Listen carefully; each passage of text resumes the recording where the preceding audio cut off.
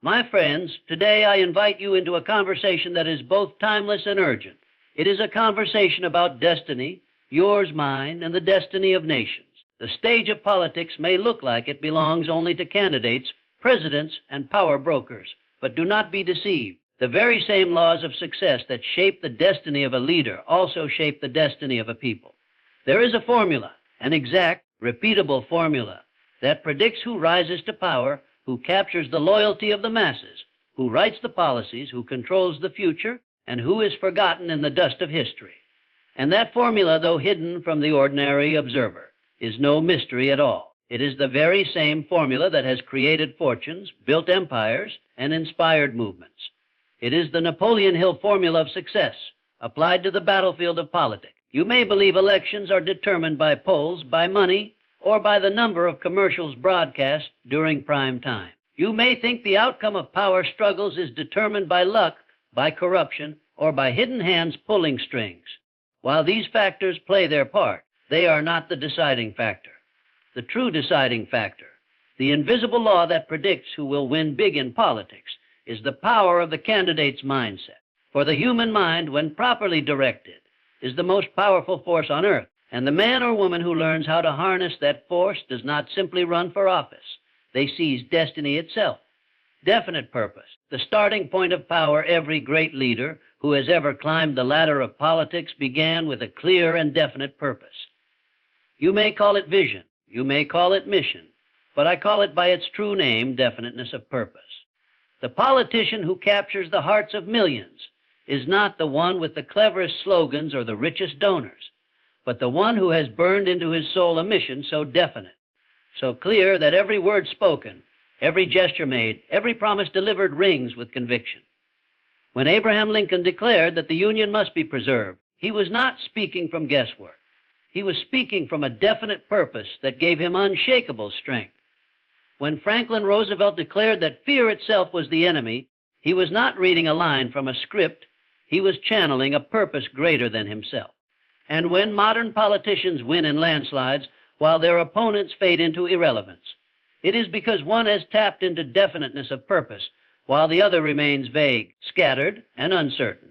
The first law of my formula is this: no politician, no leader, no nation can win big without a definite major purpose. Faith, the power that moves nations. The second law is faith, not the shallow faith that utters words without belief, but the burning, living, electrified faith that transforms invisible thoughts into tangible results. The winning politician projects faith, not only in themselves, but in their vision for the people. The masses can feel it. Faith cannot be faked for long. The voice trembles when it speaks words without conviction. But when a leader speaks with faith, the very air in the room changes. Why do crowds cheer and roar when certain leaders speak? Why do people say, "I don't know what it is about him or her, but I believe them"? It is because faith is contagious. It transmits through tone, posture, eye contact, and certainty. The losing politician may have policies, but the winning politician has belief. And belief, when transferred into the minds of others, becomes a movement. Faith is the invisible magnet that pulls votes, volunteers, donations, and loyalty into its orbit. This is why the formula predicts victory, because faith multiplies a leader's influence beyond what money or strategy alone can buy. The mastermind, no victory without an alliance. The third law of the formula is the mastermind principle. No leader, political or otherwise, has ever achieved greatness alone. Behind every winning campaign is a carefully constructed alliance of minds, united in harmony, working toward a single purpose. Consider George Washington. Though revered as the father of this nation, he did not stand alone. He had a council of generals, advisors, and visionaries. Consider John F. Kennedy. His victory was not his alone, but the product of strategists, speechwriters, and a brother who shared his vision. The losing politician often surrounds themselves with flatterers, opportunists, and weak thinkers. But the winning politician surrounds themselves with a mastermind group, individuals with brains of their own, united under one vision. The mastermind multiplies intelligence, sharpens strategy, and sustains momentum. Show me the team that surrounds a candidate, and I will show you the destiny of the candidate. Decision and action, the split second that creates history. The fourth law is decision. History turns not on decades, but on decisions made in single moments. The winning politician is decisive, swift, and courageous. They act with boldness while others hesitate. You have seen it. A candidate hesitates, hedges, waits to see which way the wind blows, and the people feel it. Another candidate acts, speaks, moves forward decisively, and the people follow. Indecision is death in politics. Boldness is life. The formula reveals this truth. The politician who decides quickly and acts boldly captures momentum, and momentum decides elections. The losing candidate may have better ideas, but if they lack decisiveness, they will watch history pass them by. Persistence, the fire that outlasts opposition. The fifth law is persistence. Politics is not a playground for the faint of heart. Every candidate, every leader, every reformer faces ridicule, opposition, and smear campaigns. But persistence, unyielding, unstoppable persistence, separates winners from losers. Thomas Edison failed thousands of times before inventing the light bulb. Abraham Lincoln lost multiple elections before winning the presidency. The politician who persists through criticism, setbacks, and betrayal will eventually rise. The formula predicts this because persistence is nature's law. Water wears down stone not by force, but by persistence. Likewise, the persistent candidate wears down opposition, not overnight, but inevitably. Applied to politics, the invisible war of minds now, let us tie these laws together. The battlefield of politics is not fought in speeches or debates alone. It is fought in the minds of people. And the candidate who understands this wins big. The invisible war is always the war of ideas, beliefs, and emotions. Facts alone do not win elections. Emotions win elections. Policies alone do not inspire loyalty. Belief inspires loyalty. This is why so many scratch their heads and say, how did that candidate win? The polls didn't predict it. The analysts didn't see it coming. The answer is always found in the formula. Did the candidate have a definite purpose? Did they project unshakable faith? Did they surround themselves with a mastermind alliance? Did they act decisively? Did they persist through opposition? If yes, they win big. If no, they lose, no matter how much money, experience, or institutional power they possess. The warning to the people, but my friends, this formula is not only a predictor of who will rise to power, it is also a warning. For the same formula that produces great leaders can also produce dangerous ones. A definite purpose can inspire freedom or tyranny. Faith can rally people toward prosperity or manipulate them into destruction. A mastermind can build nations or corrupt them. Decision and persistence can uplift humanity or plunge it into darkness. The formula itself is neutral. It is power, and power in the hands of the wise is a blessing. Power in the hands of the corrupt is a curse. This is why it is not enough to observe who will win. We must also ask, what is the purpose behind their victory? For destiny is not shaped only by leaders. It is shaped by the purpose that drives them. Your role in the invisible war now, you may be asking, but Mr. Hill, I am not a politician. What has this to do with me? The answer is everything. For the same formula that predicts political success is the formula that predicts success in your own life. You may never run for office, but you are running for something far greater, your own destiny. And the laws of success do not bend for politics, business, or personal life. They are universal. If you lack a definite purpose, your life will drift. If you lack faith, you will hesitate. If you lack a mastermind, you will struggle alone. If you lack decision, opportunities will pass you by. If you lack persistence, you will fall before the finish line. But if you live by the formula, you will not only predict your future, you will shape it. Closing vision, so I say to you tonight, do not merely watch politics as a spectator. Learn from it. Observe the formula in action. See which leaders embody the laws of success and which leaders violate them. Watch how purpose, faith, alliance, decision, and persistence shape the outcome before your very eyes. And then apply those same laws to your own life. Build your destiny as others build campaigns. Rally your faith as others rally voters. Surround yourself with allies as others form cabinets. Persist in your purpose as others persist through elections. For the invisible war that builds or breaks a politician's destiny is the same war that builds or breaks your own. And the victory belongs not to the strongest, nor the wealthiest, but to the one who applies the eternal formula without fail. That is the Napoleon Hill formula. That is the predictor of victory. That is the key to winning big, whether in politics, in business, or in life itself. My friends, I want to bring your attention to one of the most powerful truths ever uncovered about leadership, politics, and human achievement. a truth so profound, yet so often overlooked, that it separates the winners from the losers, the remembered from the forgotten, the leaders who shape history from the politicians who vanish after a single election cycle. This truth is the principle of definiteness of purpose. It is the starting point of all great achievement. It is the foundation upon which every lasting victory is built. It is the compass that guides the leader through storms, scandals, criticisms, and opposition. Without it, no campaign promise, no clever slogan, no flood of advertising dollars can secure true victory. Definiteness of purpose is the difference between vision and empty words. You see, my friends, politics is filled with promises. Every election cycle, candidates rise to platforms, shake hands, smile for the cameras, and deliver speeches crafted to impress the ear. They tell the people what they think the people want to hear. They tailor their words to polls. They adjust their tone to the shifting winds of public opinion. They speak not from conviction, but from calculation. And yet, over and over again, such politicians fade into obscurity. Their words are remembered for a season, but they leave no lasting impression upon the hearts of men and women. Their promises, though many, dissolve like mist when the heat of reality strikes.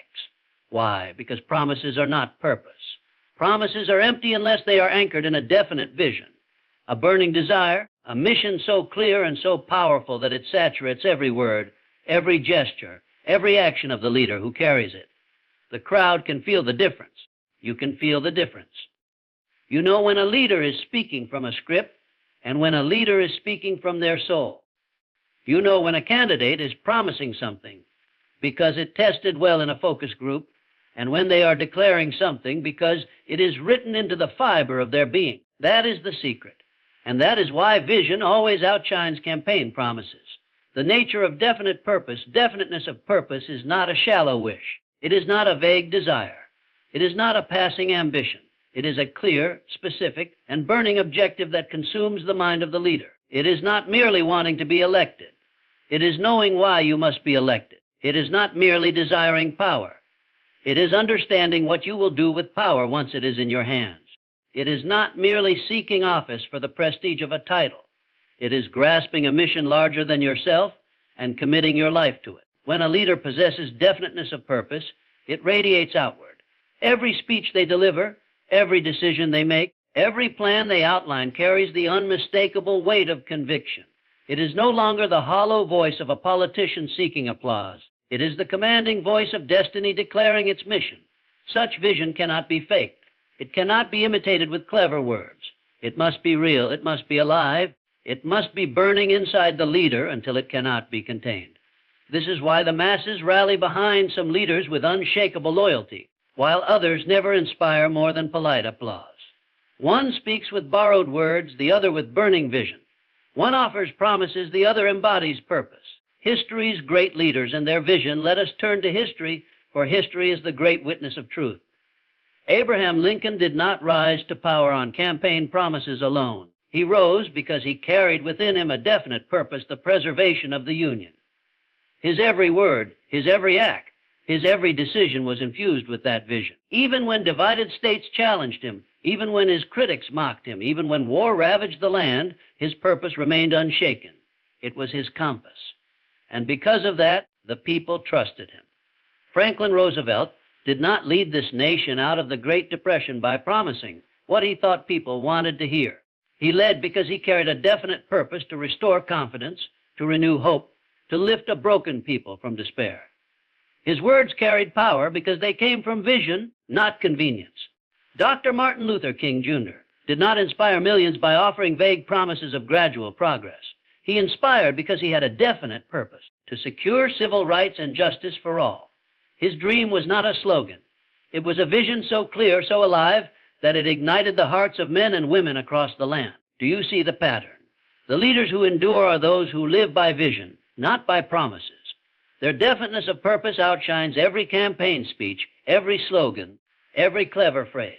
The psychology of vision, why does definiteness of purpose hold such power? Because the human mind is drawn to certainty. People are tired of vagueness, of half-truths, of words that mean nothing. They are hungry for leaders who know where they are going. A definite purpose creates magnetic energy. It aligns thoughts, words, and actions into a single stream of power. When a leader speaks from such alignment, their voice carries conviction. When they act from such alignment, their actions carry weight, and the people, whether consciously or not, feel that alignment. They are drawn to it. They long for it. Because deep down, every human soul yearns for direction, for clarity, for vision. Promises without purpose confuse. Vision with purpose inspires. This is why entire nations rally behind some leaders as though they were following destiny itself, while other politicians spend fortunes and still cannot ignite true enthusiasm. The difference is definiteness of purpose, the enemy of vision. Vagueness, the greatest enemy of political leadership, is vagueness. Vagueness is the refuge of the weak leader. Vagueness is the tool of the manipulator. Vagueness is the language of one who fears commitment. The vague politician says, "I want change." But what change? They cannot say. They speak of progress, but progress toward what? They talk about unity, but unity for what purpose? Vagueness hides the absence of vision, and the people feel it. They may nod politely, they may even cheer, but deep down they know this leader has no compass. This leader is guessing. This leader is drifting. The definite leader says, "This is the future I see, this is the purpose I carry, and this is the mission for which I ask your trust." Such a leader may face opposition. They may be criticized. They may even be hated. But they will never be ignored. Because people cannot ignore a leader who speaks with vision. Why vision outshines campaign promises. Now let us examine why vision always outshines campaign promises. A promise is reactive. It is tailored to please. A vision is proactive. It is born of conviction. A promise changes with polls and pressure. A vision remains steady even when the winds of opposition blow. A promise appeals to the mind of the voter for a season. A vision appeals to the heart of humanity for generations. That is why campaign promises are forgotten, but visions live on. That is why the names of vague politicians are lost in the archives, but the names of visionaries are etched into monuments. Vision is purpose. Purpose is power. And power, properly directed, creates destiny. The personal application now, you may be saying, "But Mr. Hill, I am not a politician. What has this to do with me?" The answer is everything. For the law of definite purpose is not limited to politics. It is the foundation of success in every field of life. Without a definite purpose, you drift. You wake in the morning without direction. You move through the day reacting to circumstances rather than creating them. You chase one goal today and another tomorrow, but never commit to either. You waste years waiting for opportunity instead of seizing it. But with a definite purpose, everything changes. Your thoughts align. Your energy focuses. Your actions unify. Every decision you make becomes a step toward your chosen destiny. The universe itself seems to bend in your favor because definiteness of purpose calls forth unseen forces to your aid. This is why men and women of vision rise to the top of every profession. This is why companies with vision dominate industries, while those without crumble. This is why leaders with vision inspire nations, while those without are forgotten. The same law that predicts which politician will win big is the law that predicts whether you will succeed in your own life. The burning desire behind purpose. But let me make one thing clear: a definite purpose must be fueled by a burning desire. It cannot be lukewarm. It cannot be half-hearted. It cannot be something you sort of want. It must be something you cannot live without. Something you are willing to sacrifice for, to fight for, to persist for, to endure criticism and failure for. Without burning desire, purpose becomes fragile. It collapses under pressure. It withers at the first sign of difficulty. But when burning desire fuels your purpose, nothing can stop you. Criticism cannot weaken you. Opposition cannot defeat you. Temporary failure cannot discourage you, because the fire within burns hotter than the storms without. This is what separates those who merely talk about their dreams from those who achieve them. This is what separates politicians who make empty promises from leaders who shape history. Burning desire fused with definite purpose creates the kind of vision that outshines every campaign promise ever spoken. The call to clarity, my friends. We live in a world starving for clarity. People are tired of promises without substance. They are tired of slogans without vision. They are tired of leaders who drift with every breeze. They long for leaders with definite purpose. They long for individuals who know where they are going and why. They long for clarity of vision, for certainty of mission, for strength of conviction. And that longing is not only in politics. It is in business, in families, in communities, and in personal lives. The man who knows his purpose is irresistible. The woman who knows her purpose is unstoppable. The leader who knows their purpose is unforgettable. This is the power of vision. This is why vision always outshines campaign promises. I ask you to pause for a moment and reflect on the power of faith, not as a religious doctrine, not as a blind hope, but as a living, breathing force that moves the minds of men and the destiny of nations. Faith is the cornerstone of leadership, the hidden magnet that attracts loyalty, the unseen current that propels ordinary individuals into extraordinary influence. Without faith, no leader can rise. Without faith, no people can follow. Without faith, no vision can endure the test of time. You see, leadership is not merely about policies, positions, or titles. Leadership is about trust, conviction, and the ability to make others believe. A leader without faith is like a lamp without oil. It may have structure, it may have form, but it has no light to shine. And when the lamp has no light, those who would follow stumble in darkness. Now understand this well, faith is not wishful thinking. Faith is not crossing your fingers and hoping that events will somehow arrange themselves in your favor.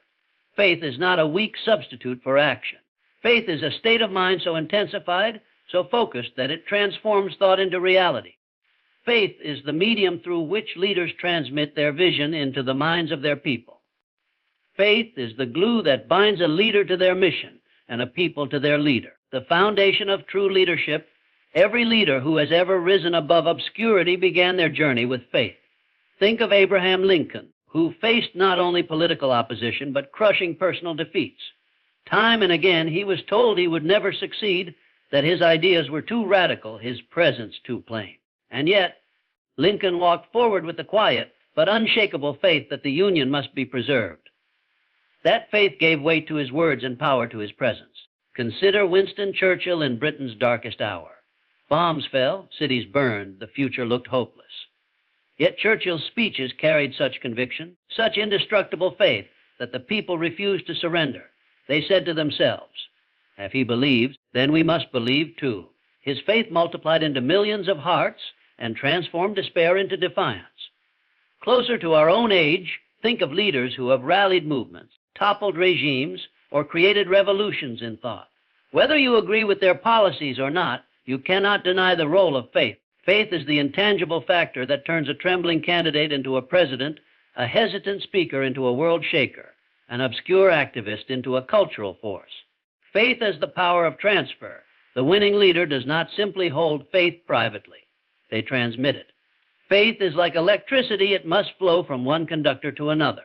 If a leader believes with intensity, that belief will be felt by others. Have you ever been in the presence of someone so certain, so confident, that you began to believe in them without knowing why? That is faith at work. The opposite is also true. Have you ever listened to a leader speak and sensed hesitation in their voice, doubt in their words, uncertainty in their posture? Even if their arguments were logical, you felt nothing. Why? Because doubt transmits as surely as faith.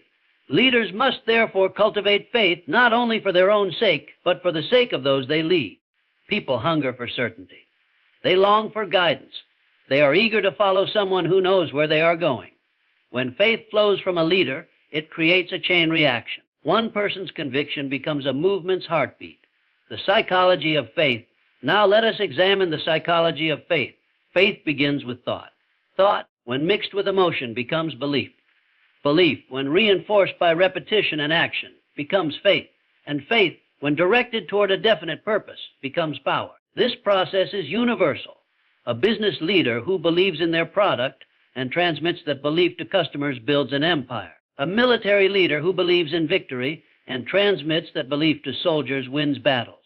A political leader who believes in their vision and transmits that belief to the masses wins elections. The pattern never changes. Faith is not built overnight. It is cultivated through discipline, through self-suggestion, through the constant reaffirmation of purpose. A leader must train their mind to focus on what is possible, not on what is impossible. They must silence the voice of doubt and magnify the voice of conviction. This is why I have always taught the principle of autosuggestion, the repeated affirmation of belief until it becomes second nature. For if a leader cannot convince themselves, they will never convince others. Faith in the midst of crisis leadership is not tested when the sun is shining. Leadership is tested in storms, And it is precisely in moments of crisis that faith becomes the deciding factor. Picture a ship caught in violent seas. The waves rise, the wind howls, the crew is terrified. They look to the captain. If the captain panics, the crew descends into chaos. But if the captain stands calm, confident, and resolute, the crew steadies themselves and finds courage.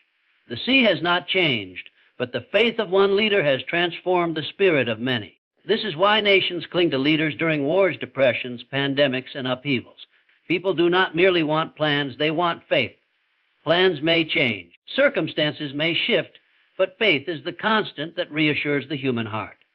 Faith is a builder of trust. There is another dimension of faith that is vital to leadership, the faith of the people in their leader.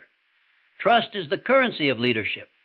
When people trust that their leader believes in them, believes in their future, and believes in their capacity to rise above challenges, they will follow with loyalty. A leader who projects faith in their followers calls forth hidden strengths from within them. Tell a man he is weak, and he will shrink. Tell him he is strong, and he will rise to prove you right. This is not flattery. This is leadership. Great leaders do not merely possess faith in themselves. They create faith in others. When Napoleon told his soldiers, "Each of you carries a marshal's baton in your knapsack," he was instilling faith. He was telling ordinary men that greatness was within their reach. And they believed him because he believed it himself. The dark side of faith, but let us not be naive. Faith is power, and power can be used for good or evil. History is filled with leaders who use faith not to liberate, but to enslave, not to uplift, but to dominate. They projected faith with such intensity that millions followed them into ruin. Faith itself is neutral. It is a tool. It amplifies the intention behind it. A leader with noble purpose and strong faith becomes a force for good. A leader with corrupt purpose and strong faith becomes a force for destruction. This is why faith must always be tied to integrity. For without integrity, faith becomes a weapon of manipulation. Cultivating faith as a leader, how then does one cultivate faith in leadership? First, by having a definite purpose. A leader without purpose cannot develop true faith, for faith must have a target. Just as a magnifying glass must focus sunlight to create fire, faith must focus on a specific goal to create power. Second, by constant affirmation of belief. A leader must rehearse their vision, speak it aloud, meditate upon it, and act upon it until it becomes unshakable. Third, by association. Faith grows stronger in the company of believers. Surround yourself with those who reinforce your purpose, not those who poison it with doubt. This is why I always teach the principle of the mastermind. Fourth, by action. Faith grows by use. The more a leader acts decisively, the more faith takes root. Inaction breeds doubt, but action strengthens faith.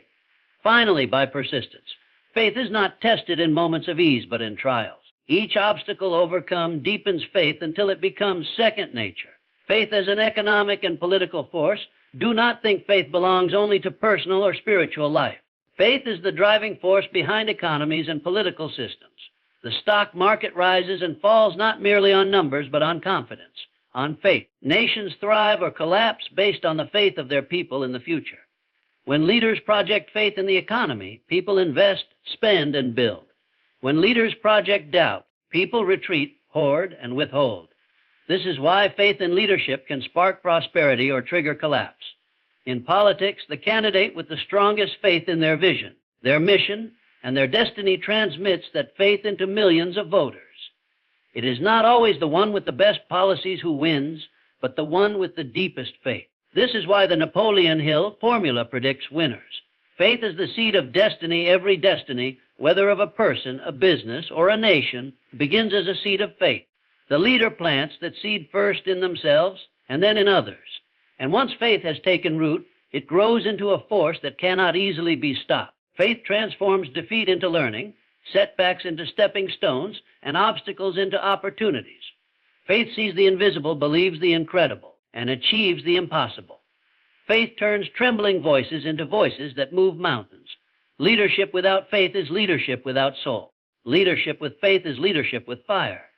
And it is that fire that lights the way for others to follow. There is a truth so powerful, so profound, so life-altering, that once you grasp it, you will never again look at success in the same way. That truth is the mastermind principle. It is the principle upon which every great fortune has been built. It is the principle behind every movement that has ever shifted the tide of history. It is the principle that makes the difference between mediocrity and greatness, between isolation and influence, between drifting and destiny. The mastermind principle is simple in definition, but limitless in application. When two or more minds come together in harmony, working toward a definite purpose, a third invisible mind, a greater power, is created. It is more than cooperation. It is more than teamwork. It is more than partnership. It is a force, a living, breathing power that multiplies energy, sharpens ideas, fuels persistence, and unlocks abilities that no individual could ever harness alone. And yet, most people wander through life alone, attempting to win the battles of business, politics, relationships, and destiny in isolation. They may gather acquaintances. They may surround themselves with employees, but they fail to form a true mastermind. And because of that failure, they fall short of their potential. The law of the mastermind is not an invention of man. It is a law of nature. Just as electricity existed long before we discovered how to harness it, the mastermind existed long before I gave it a name. It is as real as gravity, as certain as mathematics, and as powerful as the law of cause and effect. When two or more minds are brought into harmony with one another, they do not merely add to each other, they multiply each other. Ideas spark against one another like flint and steel, creating fire. Confidence passes from one to another, erasing fear. Energy flows from one to another, eliminating fatigue. This is why a single individual, no matter how brilliant, cannot compete with a well-formed mastermind. The solitary thinker may have genius, but the mastermind has a field of genius greater than any one mind could generate. Think of it this way: when one battery is connected to another, the power is not added, it is multiplied. When one violin joins another in harmony, the sound is not doubled, it is enriched. When one human brain aligns with another in pursuit of a definite aim, the result is not addition, it is exponential increase. That is the law of the mastermind. History's proof of the mastermind. If you doubt the power of the mastermind, look to history. No empire was ever built by a lone man. No revolution was ever ignited by a single voice. No fortune was ever sustained by one isolated thinker. Andrew Carnegie, one of the wealthiest men in history, attributed his fortune not to his own intelligence, but to the mastermind alliance of trusted associates. Henry Ford, who transformed the automobile industry, was surrounded by a council of advisors who challenged, refined, and expanded his ideas. Thomas Edison, though known as one of the greatest inventors, did not labor alone. He had laboratories full of minds united in the pursuit of definite purposes. His genius was not merely in his ideas, but in his ability to channel the collective genius of others through the mastermind. Even the founding fathers of America understood this law. 13 colonies, fragmented and divided, could not withstand the might of an empire. But united in purpose, working as a mastermind, they gave birth to a nation that shook the world. The evidence is overwhelming. The mastermind principle is not a theory, it is a fact. The two ingredients of a true mastermind. But let us be clear, not every group of people is a mastermind. A committee is not a mastermind. A crowd is not a mastermind. Even a team is not necessarily a mastermind. The mastermind requires two essential ingredients: high harmony and definiteness of purpose.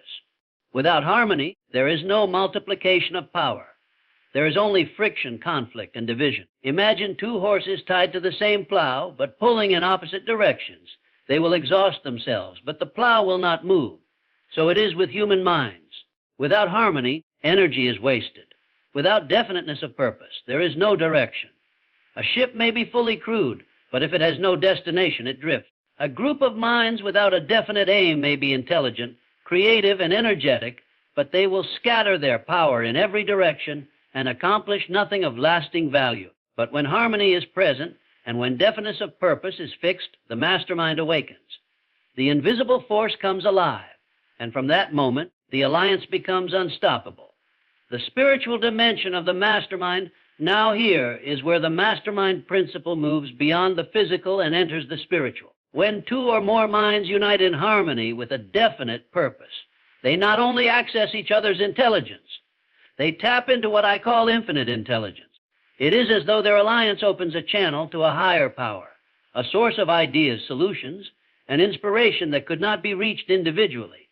You have felt this, though perhaps you did not name it. Have you ever been in a conversation where ideas flowed so quickly, so brilliantly that you could not keep up with the words tumbling out of your mouth. Have you ever been in a group where creativity seemed endless, where one idea sparked another and then another, until the room itself seemed electrified? That is the mastermind touching infinite intelligence. That is the unseen force at work, delivering insights, inspiration, and breakthroughs. It is no exaggeration to say that the mastermind is a spiritual law, for in the harmony of minds, we find evidence of a greater mind, a mind that flows through all of us, yet reveals itself most clearly when we come together in pursuit of a shared destiny. The mastermind in business, the mastermind is the difference between survival and domination. A lone entrepreneur may have vision, but without a mastermind, they will lack the resources, the insights, and the resilience needed to scale that vision into a movement. Look at any enduring enterprise, and you will find not a solitary genius, but a council of aligned thinkers. Apple had Jobs and Wozniak. Microsoft had Gates and Allen. Google had Page and Brin. Behind every enduring enterprise is a mastermind, whether recognized or not. The most dangerous delusion of a leader is to believe they must, or can, do it all alone. That delusion destroys businesses, crushes dreams, and wastes lives. But the leader who understands the mastermind builds alliances, seeks advisors, welcomes counsel, and multiplies their reach far beyond their own capacity. The mastermind in politics, the mastermind principle is the deciding factor. No candidate wins alone. Behind every successful campaign is a war room of strategists, advisors, speechwriters, donors, and loyalists, all united in purpose. The politician who forms a true mastermind multiplies their charisma, sharpens their message, and expands their influence. The politician who fails to form one, no matter how talented, finds themselves outnumbered, outmaneuvered, and outlasted. History shows this truth repeatedly. Great leaders rise not by the strength of their individual will, but by the alliances they forge. Weak leaders fall not because they lacked ambition, but because they lacked a mastermind. The mastermind in personal life, but let us not limit this principle to business or politics. In your own personal life, the mastermind is equally critical. Your family can be a mastermind if built on harmony and shared purpose. Your friendships can be a mastermind if chosen wisely and pursued intentionally. Your mentors, your peers, your associates, all can be part of a mastermind that elevates you beyond your limitations. But beware, the wrong mastermind can destroy you. For just as harmony multiplies power, discord multiplies destruction. Just as a definite purpose uplifts, a corrupt purpose enslaves. If you surround yourself with negative thinkers, with critics, with cynics, you will form a mastermind of failure. Their doubts will infect your faith, their fears will poison your courage, and their small-mindedness will sabotage your greatness. But if you surround yourself with believers, with dreamers, with builders, you will form a mastermind of success. Their confidence will magnify your faith, their ideas will sharpen your vision, and their energy will multiply your persistence. This is why the choice of your associations is one of the most critical choices of your entire life. How to form your mastermind? Now you may be asking, how do I form such a mastermind? The first step is clarity of purpose. Decide what you are pursuing with such definiteness that your words ignite passion in those who hear them. No one will unite around vagueness. A clear aim attracts clear minds. The second step is selection of people. Choose carefully. Character is more important than talent. Attitude is more important than skill. Seek those who are loyal, optimistic, courageous, and aligned with your vision. The third step is harmony. Guard harmony as your most valuable asset. One discordant note can ruin a symphony. One divided voice can fracture a movement. Do not tolerate envy, deceit, or hidden agendas within your mastermind. The fourth step is commitment. A mastermind is not a casual gathering. It is a covenant. Members must commit to the purpose, to each other, and to the vision that unites them. The fifth step is faith. For the mastermind is not only a human alliance, but a spiritual channel. It requires faith in each other and in the infinite intelligence that flows through the alliance.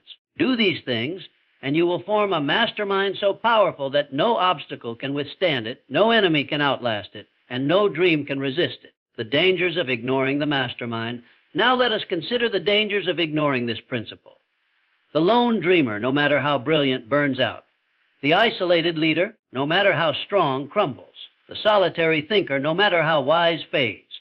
The world is filled with wasted genius, unrealized potential, and broken dreams. not because people lacked intelligence or ambition, but because they refused to form a mastermind. Pride kept them isolated. Fear kept them disconnected, and mediocrity was the price they paid. The greatest tragedy of human potential is not failure. It is isolation. For failure is temporary, but isolation makes it permanent. And so I say to you, reject the myth of the lone hero. Embrace the reality of the mastermind. Surround yourself with those who lift you higher. Align with those who share your vision, and build an alliance so strong that destiny itself cannot resist you